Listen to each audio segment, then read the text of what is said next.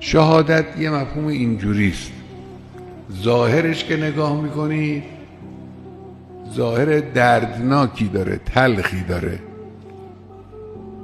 ظاهرش اینه، اما باطنش چی؟ لذت همیشگیست، نعمت همیشگیست. در مقابل او دارن این جان از بین رفتنی رو از شما میخرن و میگیرن. این وعده خداست، مخصوص این دین شما هم نیست.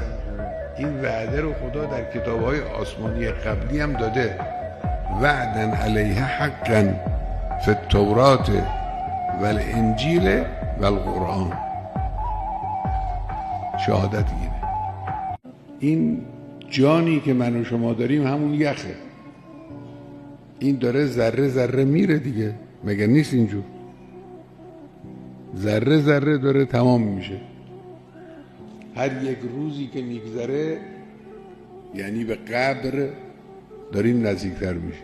این داره روز به روز میره. حالا چقدر طول بکشه، بعضیا این سرآمدشون 40 سالگی است، بعضی 50 سالگی است، بعضی 80 سالگی است، بالاخره تمام